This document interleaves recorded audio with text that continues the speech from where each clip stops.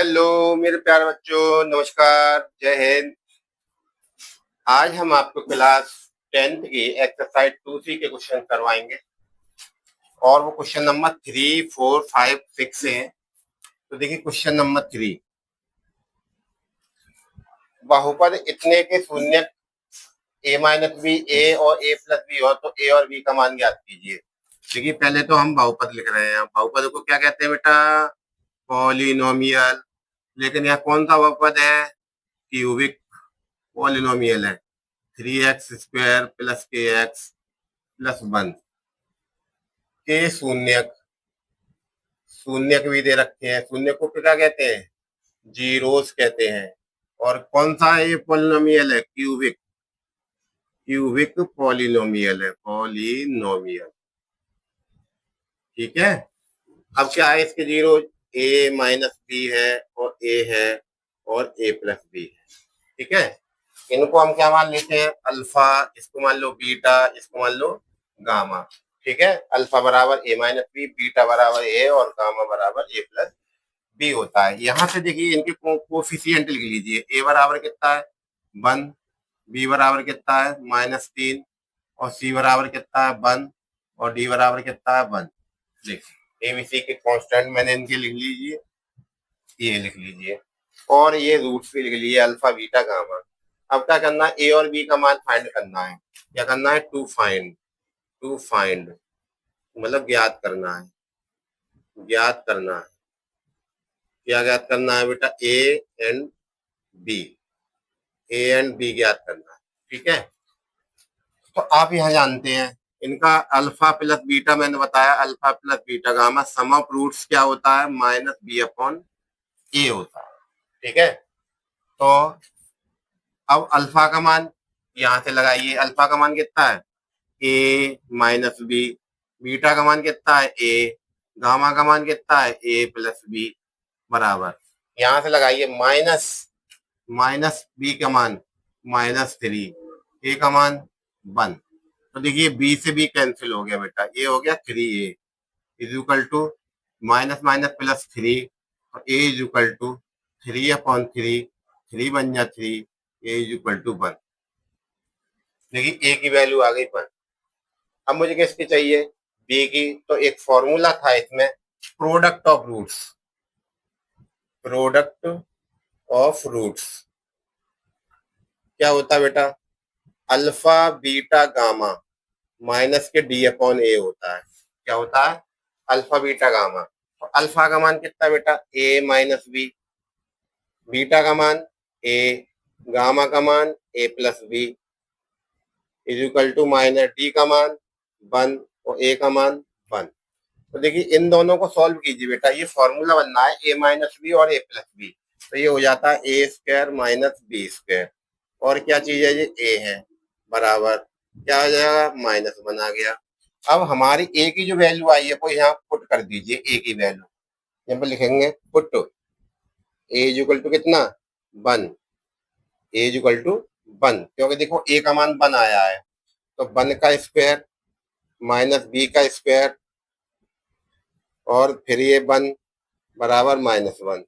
1 का square 1 minus के b² multiply किया बराबर -1 आ गया।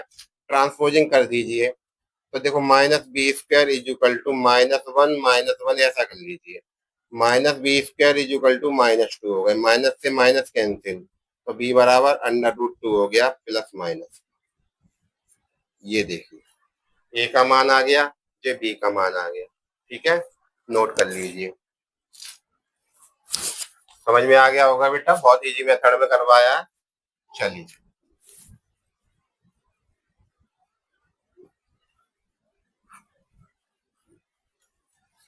अब आता है क्वेश्चन नंबर 4। क्वेश्चन नंबर 4, यदि बहुपद x³ plus 9x² plus 20x plus 12 है तो इसके शून्य ज्ञात कीजिए। तो देखिए x³ plus 9x² plus 20x plus 12 है। तो सबसे पहले क्या करते हैं बेटा? बहुत इजी। 12 ये है ना, इसको ये बताना है किस किस टेबल में आता है। ये किस किस टेबल में आता है ये बताइए, किस किस टेबल में आता है। आपने कहा सर 1 में आता है, 2 में आता है, 3 में आता है, 4 में आता है, 6 में आता है, 12 में आता है। अब इन सब जो हमने हमारे कांस्टेंट जो आए हैं, इसके जो क्या कहते हैं मल्टीपल जो आए हैं, ये मल्टीपल है इसके 12 के, कि इस टेबल में ये आता है। ठीक है, मल्टीपल भी नहीं है, फैक्टर है, ऑल फैक्टर। तो ये क्या है, प्लस, इन सब के सामने प्लस माइनस लगा दीजिए, plus minus, plus minus, plus minus, plus minus. ये 12 के ऑल फैक्टर हो गए, कि इस टेबल में 12 आता है। अब इनमें से एक एक वैल्यू उठा करके यहाँ पुट करते जाइए, और यदि माइनस आए, अब देखिए यहाँ में प्लस है, ये सब प्लस है, हमारा प्लस करने से कभी माइनस नहीं आएगा, कभी जीरो नहीं आएगा। संख्या कुछ प्लस की होंगी, कुछ माइनस की होंगी, तभी जीरो आएगा। ठीक है, अगर मैं इसमें प्लस का 1 पुट करता हूं, तो सब प्लस की हो जाएंगी, जुड़ जाएंगे, तो कभी जीरो नहीं आ सकता। तो मैं क्या करूंगा, इसमें माइनस का 1 पुट करूंगा। क्या करूंगा, माइनस का 1 पुट करूंगा। ठीक है, तो माइनस का 1 पुट करिए इसमें, पुट एक्स इजिकल टू -1। अब देखिए क्या है, सबसे पहले -1 का क्यूब, +9 -1 का स्क्वायर, +20 -1, +12। अब देखिए -1 का क्यूब करेंगे, -1 हो गया, प्लस -1 का स्क्वायर करेंगे, +1, और +1 का 9 में मल्टीप्लाई करेंगे तो 9, प्लस माइनस ये 20 हो गया, और प्लस के हो गए 12। अब पहले आपको क्या करना है, प्लस प्लस वाले जोड़ लीजिए, और ये जोड़ लीजिए, तो 21 हो गए, और इनको माइनस माइनस जोड़ लिए, ये भी 21 हो गए। इससे ये कट गया, क्या बचा, जीरो आ गया। तो यस, ये वाला मेरा यस आ गया, यही छोड़ देंगे। जहां भी वैल्यू पुट करने से जीरो आ जाएगा, वही छोड़ देंगे। तो मैंने क्या पुट किया था यहाँ पर, एक्स इजिकल टू -1 किया था, एक्स इजिकल टू -1 पुट करने से जीरो आया। अब मैं इसको ट्रांसपोजिंग कर लूंगा, तो एक्स प्लस 1 बराबर क्या हो जाएगा, जीरो। ये इसका एक फैक्टर हो जाएगा, एक आंसर इसका हो जाएगा, एक्स प्लस 1 हो जाएगा, एक फैक्टर हो जाएगा इसका ए। अब क्या करना है, एक्स प्लस 1 का इसमें डिवाइड कर दो, एक्स प्लस 1 का इसमें यहाँ डिवाइड कर रहा हूँ, यहाँ पर एक्स प्लस 1 का डिवाइड कर दो। देखो इसमें क्या हो जाएगा, एक्स क्यूब +9x² +20x +12। ये देखिए डिवाइड कक्षा 7 में, 8 में, 9th में, 10th में बहुत सिखाया जाता है, और आपको आना चाहिए। आप डिवाइड इसको बहुत अच्छे सीख लेना। ठीक है, सबसे पहले क्या करते हैं, यहाँ पे पावर कितनी है, 1, यहाँ पे पावर कितनी है, 3। तो आपको एक रूल पता है कि डिवाइड में पावर्स जो होती हैं वो माइनस हो जाती हैं। क्या हो जाती हैं, माइनस हो जाती हैं। तो देखिए 3 में से 1 गई, कितनी बची, 2। तो यहाँ एक्स स्क्वायर आ जाएगा। क्या आ जाएगा, एक्स स्क्वायर आ जाएगा। एक्स स्क्वायर का जब एक्स में मल्टीप्लाई करेंगे तो क्या हो जाएगा, एक्स क्यूब। एक्स स्क्वायर का मल्टीप्लाई अब 1 में करेंगे, इन दोनों में करेंगे, तो एक्स स्क्वायर का 1 में करेंगे, क्या हो जाएगा, एक्स स्क्वायर।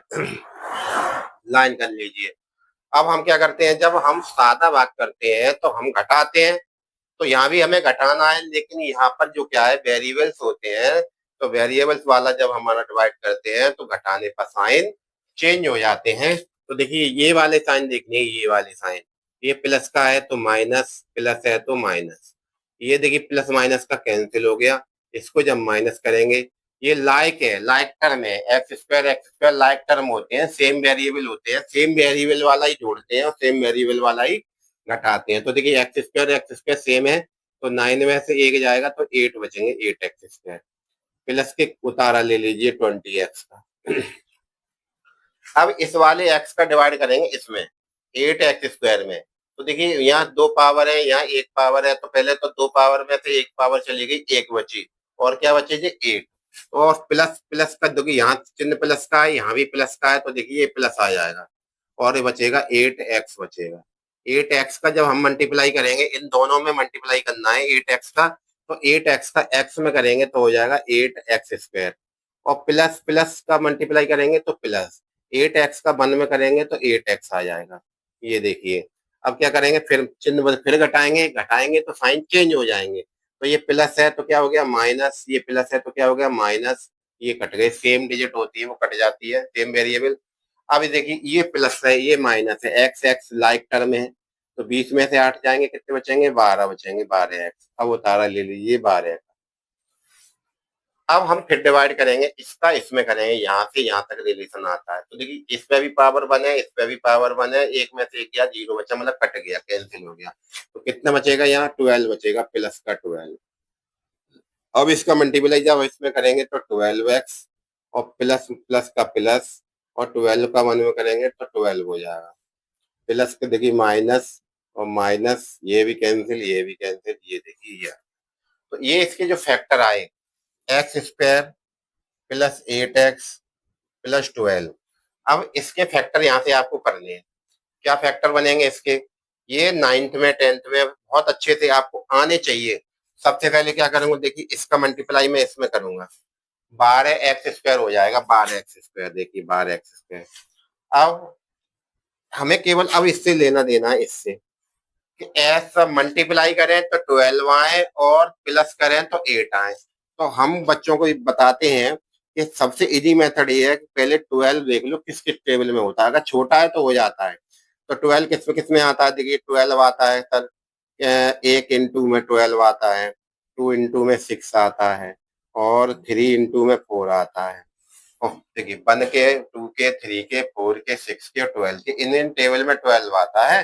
तो अब इनमें से ऐसी कौन सी डिजिट है जिसको ये चिन्ह प्लस का है तो प्लस करने पर 8 आना चाहिए, अगर यहाँ माइनस होता तो माइनस करने पर आना चाहिए था। तो यहाँ प्लस है तो देखिए प्लस करने पर ये आ रहा है, और किसी डिजिट में प्लस करने पर नहीं आएगा। इसको मैं अगर प्लस करूंगा तो ये 8 हो जाएगा।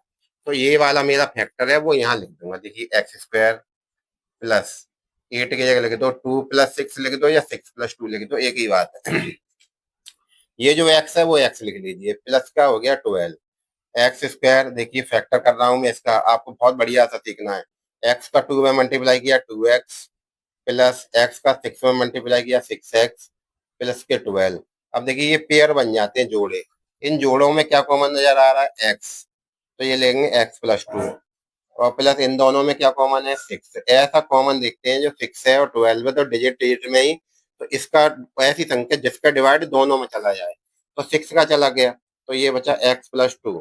दूसरी बात, ये दोनों ब्रैकेट हमेशा सेम आएंगे, एक्स प्लस 2 यहाँ आया तो एक्स प्लस 2 यहाँ भी आना चाहिए, यहाँ एक्स प्लस 2 आया तो यहाँ भी एक्स प्लस 2 आना चाहिए। अगर ऐसा है तो सही है, अगर ऐसा नहीं हो रहा है तो आपका क्वेश्चन कहीं ना कहीं गलत हो जाएगा।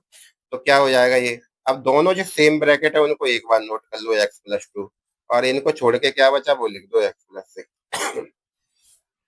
तो ये इसके दोनों फैक्टर हो गए। तो आपको ये 3 फैक्टर मिले, एक्स प्लस 1,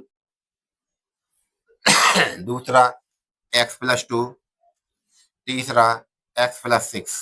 ये 3 फैक्टर आपको मिले इतना प्रोसेस करने के बाद।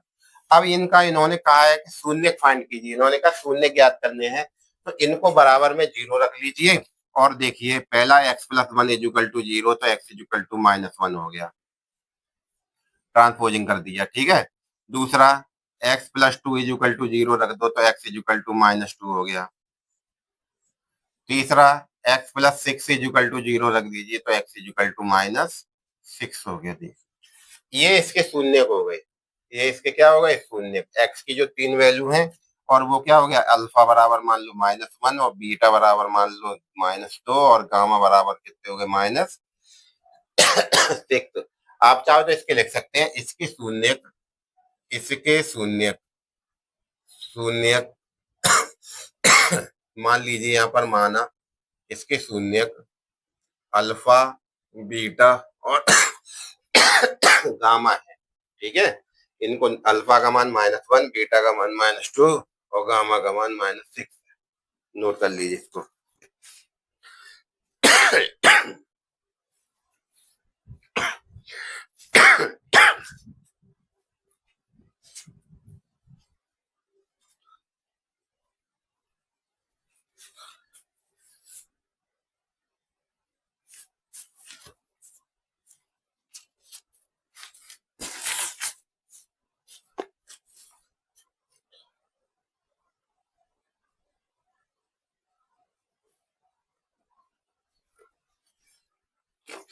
ठीक है बेटा, आइए अब चलते हैं।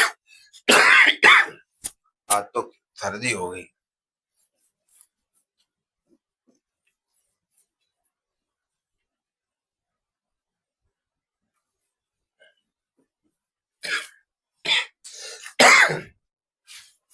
अब चलते हैं क्वेश्चन नंबर 5 की तरफ। क्वेश्चन नंबर 5, यदि बहुपद x cube minus a x square plus x plus 3 का एक शून्यक ए है तो ए का मान ज्ञात कीजिए। तो देखो, हमारा जो पॉलिनोमियल है वो x cube minus a x square plus x plus 3 ये है, और इसका एक शून्यक दे रखा है ए। मतलब ये जो एक्स दे रखा है, एक्स का एक मान दे रखा है ए, तो ए का मान बताना कितना होगा। तो देखिए, इस एक्स को इसमें कर दीजिए पुट, ठीक है। और जब ये अभी ये पोलिनोमियल है, अब मैं इसको क्या बना दूंगा, बराबर में रख दूंगा 0, तो बन जाएगा मेरा समीकरण। अब इसमें पुट कर दीजिए, put X equal to A, तो ए का क्यूब माइनस ए का square plus A plus 3 equal to 0। A का क्यूब करेंगे बेटा, ए क्यूब हो जाएगा, ए स्क्वायर और ए, तो ए भी ए क्यूब हो जाएगा, प्लस के ए प्लस के 3 इक्वल टू 0। ए क्यूब से ए क्यूब कट गया, क्या बचा बेटा, a plus 3। A plus 3 equal to 0 बचा, इसको ट्रांसपोजिंग कर दिए, ए इक्वल टू माइनस 3 हो गया। देखिए ए की वैल्यू आ गई, ठीक है। किसकी वैल्यू आ गई, ए की। हमें क्या फाइंड करना था, ए फाइंड करना था, ए की वैल्यू चाहिए। चलो अब चलते हैं अगले क्वेश्चन की तरफ।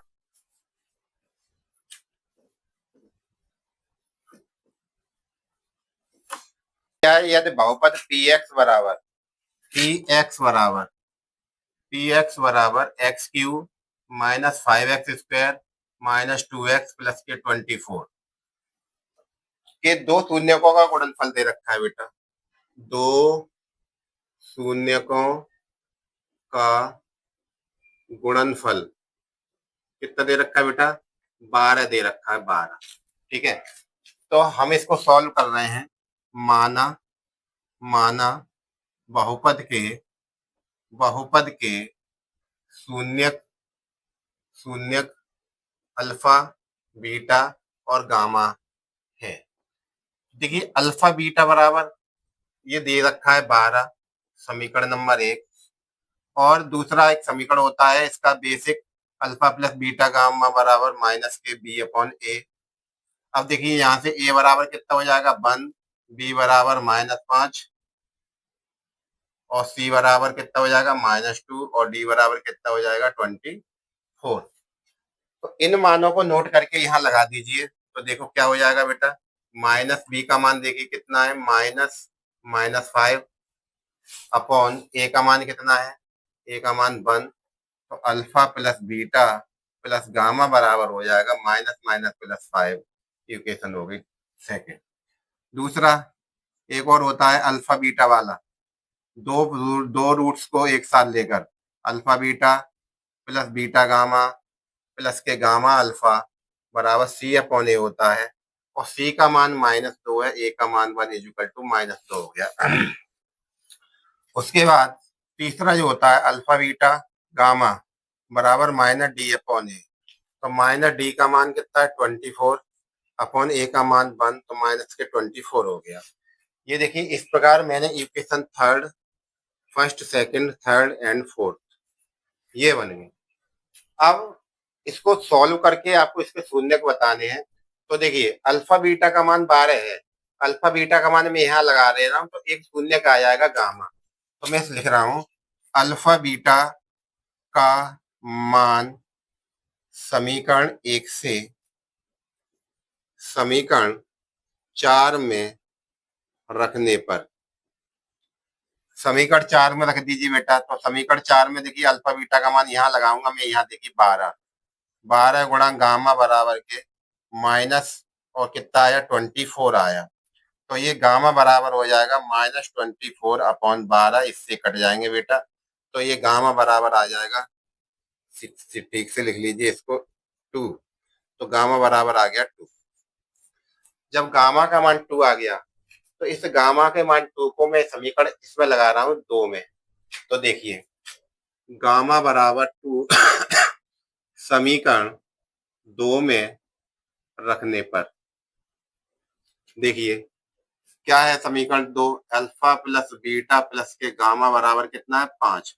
तो अल्फा प्लस के बीटा प्लस गामा का मान 2 लगा दीजिए, मैंने कितना लगा दिया 2, माइनस और आया बेटा, ये माइनस माइनस 2 है, -2, ठीक है। तो -2 लगाया मैंने बेटा, तो हो गया 5, और alpha plus beta is equal to, इसको जब ट्रांसपोजिंग करूंगा तो प्लस के हो जाएंगे 2, तो alpha plus beta is equal to 7 हो जाएगा।